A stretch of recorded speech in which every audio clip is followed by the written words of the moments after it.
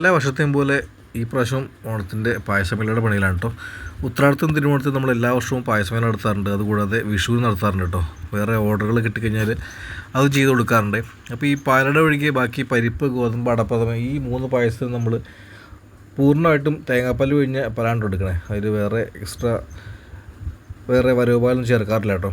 അപ്പോൾ രാത്രി 2 ദിവസങ്ങളായിട്ട് നല്ല പണിയിലാണ്. നമ്മൾ പായസം രുചിയോടെ ഇങ്ങനെ കുടിക്കുമ്പോഴും ഇതിൻ്റെ പിന്നിൽ ഇത്ര വലിയ പണിയുണ്ടെന്ന് ഇവരുടെ കൂടെ കുടിപ്പിനാട്ടോ മനസ്സിലാവുന്നത്.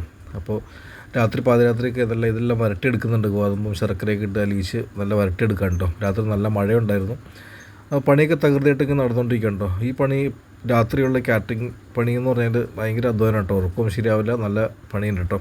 അപ്പോൾ പായസമൊക്കെ റെഡി ആയിട്ട് അതിൻ്റെ ടേസ്റ്റൊക്കെ നോക്കുകയാണെങ്കിൽ എല്ലാം ഓക്കെയാണ്, വലിയ പ്രശ്നങ്ങളൊന്നുമില്ല. അപ്പോൾ രാവിലെ ആക്കുമ്പോഴും സെയിൽ തുടങ്ങിയിട്ടുണ്ട് കേട്ടോ. നല്ല മഴയായതുകൊണ്ട് തന്നെ കച്ചവടം തീരെ കുറവാണ്.